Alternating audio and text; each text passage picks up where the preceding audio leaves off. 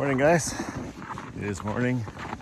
It's about the crack at 8 o'clock out here at Clear Lake, Manitoba, and I'm going for whitefish. So Ryan kind of gave me heck, said I need to do more filming. So Ryan, I'm out here filming just for you, buddy. It's late in the season. Today is March 28th. The ice fishing season for Clear Lake ends at March 31st. This is the last weekend, basically. And target would be hopefully trophy whitefish, but just getting some for the freezer will be good too. I've heard from a couple people, I'll name drop Tim, gonna name drop you,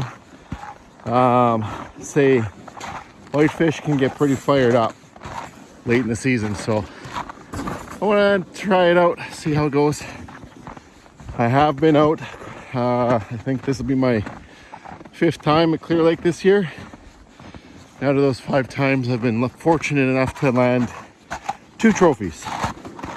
So kind of getting them figured out a little bit. I can share a little more information about them as the day goes on. I'll show what hooks I use, how I use them. Right now I'm just kind of walking to some spots I've had some luck at. Marked them on my graph. Today I'm going to start with a target of about let's say 20 feet, and we'll start there, see how it goes. If they're not 20 feet, I'll keep looking around. The benefits of being fortunate enough to have a live scope, you can really find them and get on them and all that stuff. So that's a big help with these guys, I think. Anyways, I'm gonna keep walking here, get to a spot that should be around that 20-foot mark, and then I'll poke a hole and take a peek around and see if I see any cruising through. And if not, we'll keep moving. So I've been fishing off of the Spruce's picnic area. So if you look on Google Maps, you can see there's an absolute giant shelf, a giant feeding flat that has a drop off. After that drop off is at about 15 feet of water, and then it's got a slow drop off getting into the deep part. It's basically where I've been targeting. At this point, the big pike should be moving in shallow. If the whitefish aren't going, I might try for pike later, but we'll see. All right, on to the first hole. I just thought I'd get you guys an update. Obviously, I'm in my flip over. I found a spot I'm comfortable with fishing. It's about 24 feet of water. We're pretty close to that mark. The fish are cruising. They're aggressive, but they're not really biting per se. So right now I'm in the process of trying to figure out exactly what they want. So here's what I know about lake whitefish at Clear Lake, Manitoba. They like the fall. And what that means is when you're jigging, you can do a big rip. Like I'm talking 5 feet. Obviously, it's pretty much all I'm allowed to do in this shack here. So you lift your rod up like so, and then you just let it drop. And you let the bait do its job with its action.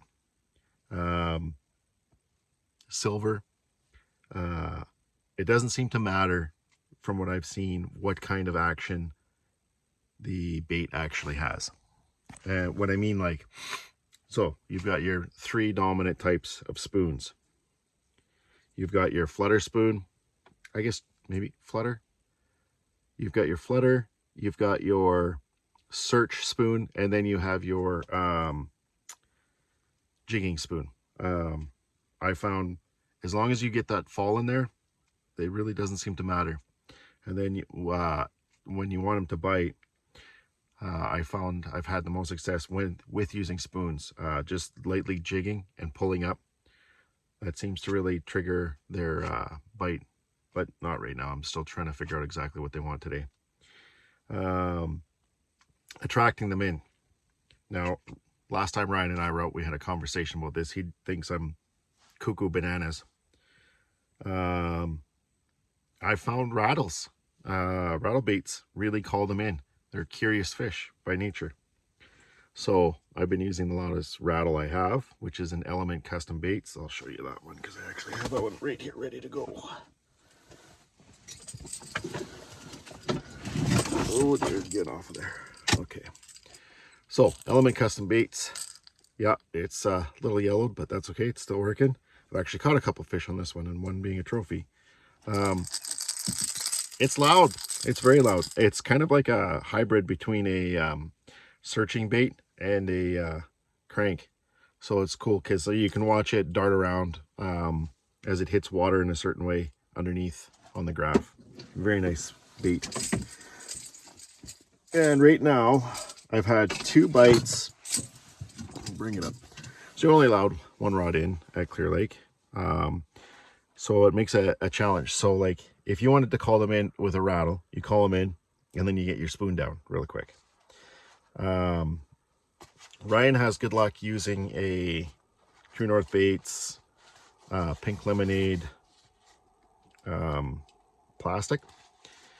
This is gonna be tough with one hand. So Ryan's been having really good luck using True North pink lemonade plastics out here. He's using the size 5mm, not the biggest 8mm, not the smallest 3mm, but the 5mm tungsten jig heads. And we're just using that bait. The spoon I'm using right now is I believe this is a Swedish pimple. I'm not 100% sure, but I'm pretty sure. So it's kind of a hybrid bait lure as well. I've had 2 hits on it so far, so they like the action, they like the color.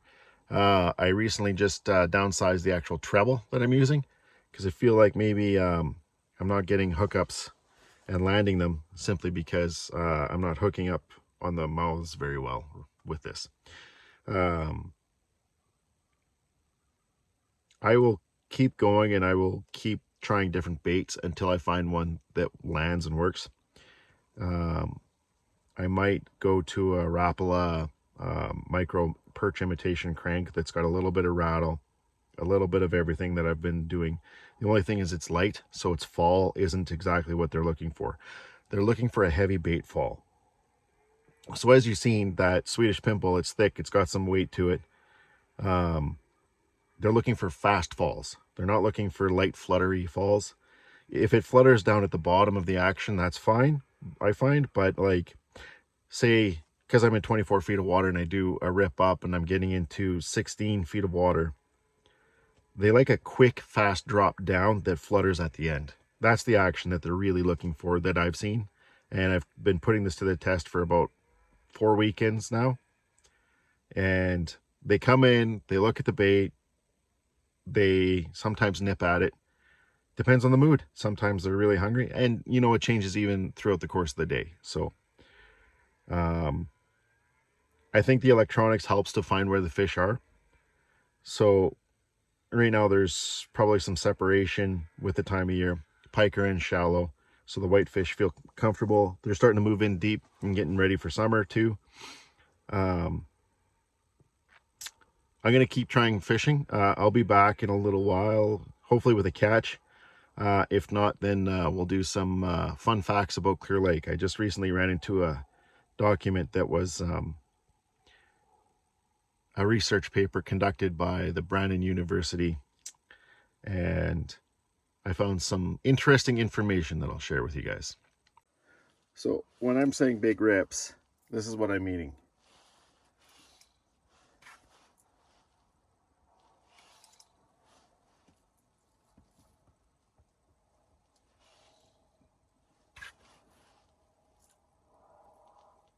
Okay, and you can see how that Element Custom Baits, you can kind of even hear it as it's rattling. You can see how it flutters out and flares out kind of at the bottom of its drop.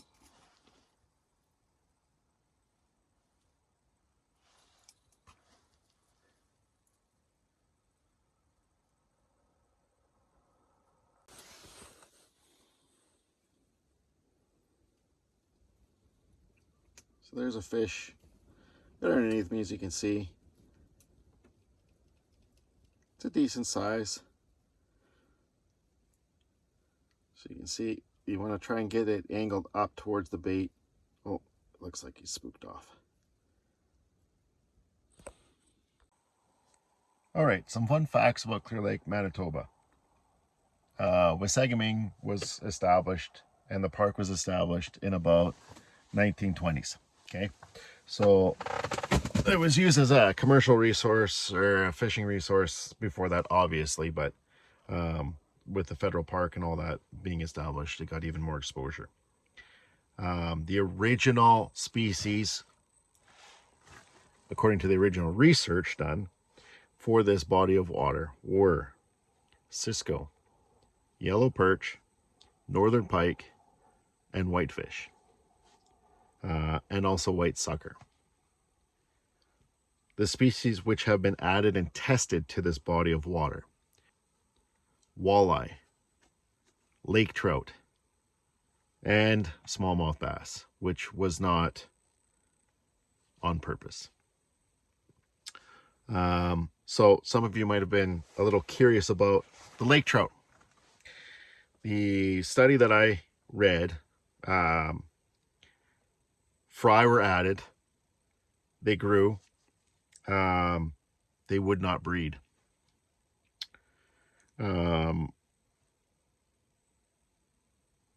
They would grow, they get to trophy size, they die. They would go up to Boggy Creek. I'm pretty sure that's what it's called.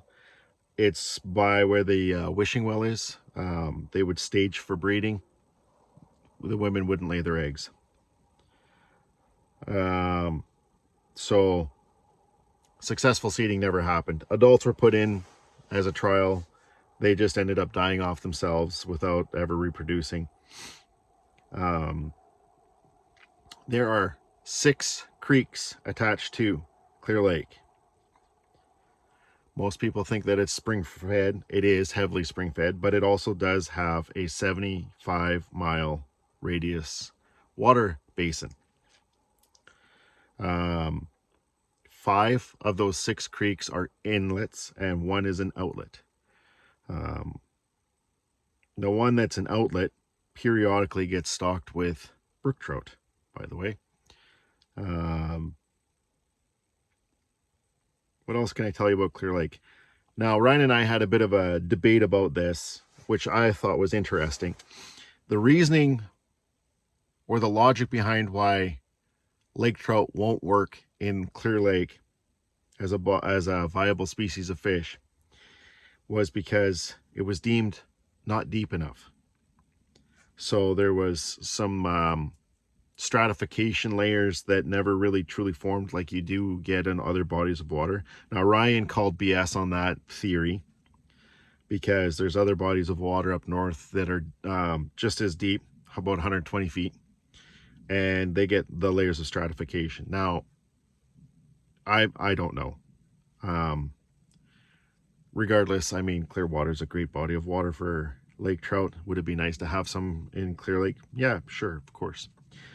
Clear Lake is an odd body of water, in my opinion. It seems to be an outlier. And what I mean by that is we're in the beginning of the prairie here. So like you got Lake Winnipeg, one side is a shield, one side's prairie. And then every lake around Clear Lake, all the way from Lake Winnipeg to here, they are prairie pothole lakes, basically. So like they're shallow, they're super fertile, they're murky, lots of vegetation, all the way around. You got pencil reeds, just every kind of vegetation. Clear Lake, on the other hand, you get to Clear Lake and it's like acting like a young lake on the shield. The water is very clear, the water is very cold. It's not very fertile. There isn't a ton of vegetation. It's mostly gravel bottom, not muddy sand silt. So, and the other thing too is it has attached to it on a little lake called South Lake. That little attachment is a prairie lake. It's 6 feet deep. It's where a lot of species like the perch and the pike like to go to breed. Sorry. Oh, we're on.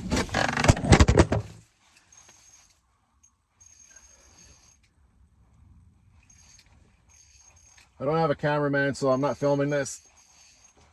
I just want to land it because I haven't landed anything yet today. Right here at the hole. Get its head up the hole. Nope. Not going that way. Nope. There we go. All right. Looks to be a decent size, but a nice 19. Oh, nope.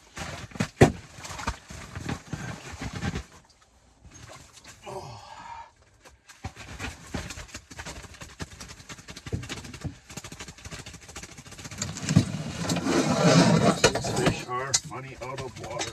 They don't stop swimming. We're trying to swim anyways. All right. Get a quick measure. Landed the first fish.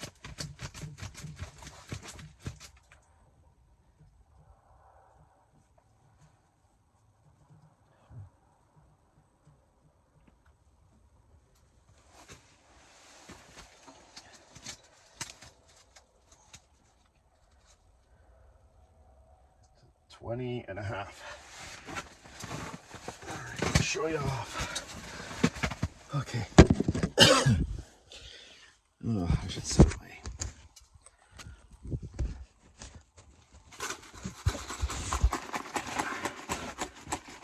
I don't know where I put it. Where did I put it? Anyways, let's see what I can do here. I'm not very good with that. There. Clear Lake. Whitefish, 20.5 inch. First one of the day, right about 10 o'clock. That's typically what I've seen from these. I'm gonna back down the hole here and get back down into the water. Camera switched around here.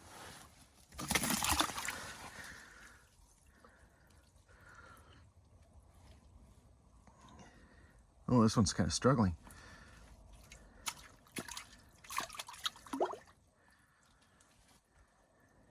There we go. And gone. Let's check it out on the graph if I can. Nope, it went off in a weird direction. All right. Oh, there it is. See it? Right there. Off down to the bottom. So 23, 24 feet, I'm not really too concerned with bear trauma simply because we're not really in deep enough for that. But it's still kind of there in the back of the head. Well, that was exciting. A little bit back to the research. It also said in the South Lake that pike can winter in South Lake and survive. Typically they like to go and cross between the two lakes when there's some spring runoff and the water's flowing enough for that to happen. Oh, my glasses. Okay, so those are the fun facts about Clear Lake. One other thing that I could say is Clear Lake is also, if you look on the Manitoba Master Angler Program, you'll see it is the largest producer of consistent trophy-sized whitefish. So lucky to have that as a resource. Kind of interesting, you know, it has all of the typical ingredients to support lake trout, but they just, for whatever reason, can't, won't, and don't. All right, hopefully we get on more fish and hopefully we get some trophies. I currently have 2 trophies, which I've caught this season. I would absolutely be thrilled to increase that number. As I've stated before and heard, the time is now, if not right at the beginning of the season. So anyways, let's go have some fun. This is a first for me, guys. I've been fishing Clear Lake for quite a while and I've never ever caught a walleye, but here we are. Look at the colors on it though, hey? That's cool. So I'm gonna give it a measure and see if I can take it home. I'm pretty excited about this because I haven't had, oh, I think maybe we're too big. Oh yeah, we're too big. Look at that. Oh well, still a beautiful looking fish. Hey, what is that? 50 centimeters? Yeah, too big. Right on though. Caught something. It's been pretty slow here. I actually moved and went a little bit shallower. But we'll get this fish back in the water. All right, cheers. All right, guys, we got another one here. Third fish of the day. Not bad. Not super fast. It's about 20 and a half, just kind of like the first one that I got. But I changed up to a different hook, and that's what I wanted to show you guys. I'm using a Rapala little mini crank, and this one came in super fired up. I still had to pull it up to get it to bite, but there we go. I'll get this one back in the water. On to the next one. All right, guys. We're getting late in the day. It's about 5 o'clock p.m. I was using AI to get some tips on how to catch trophy, and I tried them, and boom, 22 and a half inch Clear Lake whitefish. Right on. Going right back into the water. As you can see, we got a little carnage here. Hopefully we get on some more. Okay, I've sent that one back down. I'm going to show you what I used to catch that fish. Schumann, if you're watching, took a little number out of your playbook. I got the dinner bell, same pattern, same size, tungsten, good stuff. All right, so that would be trophy number 3. If I catch another one before I go home, I might come back tomorrow. We'll see. All right, I'm out. Time to get back in the water. So you're probably wondering what that AI strategy was. The AI strategy was pound the bottom, so you can see I'm doing here. Stir up some sand and some silt.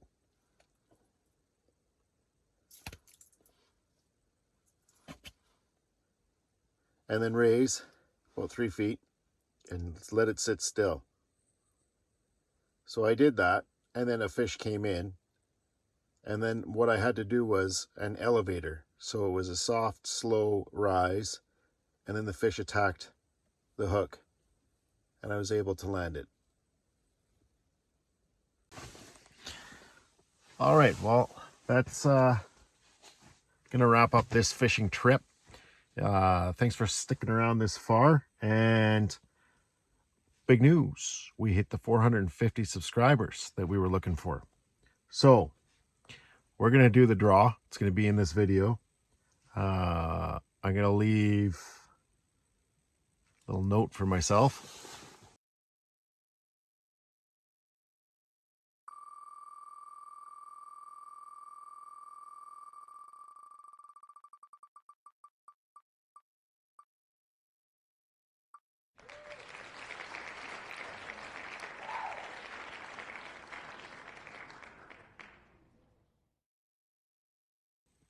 I'd like to say a big congratulations to the winner. If you can get in contact with either myself or Ryan, leave a comment on this video if you're the winner. Congratulations. Maybe we'll see you out there on the water coming up here in the spring. Cheers. Take care.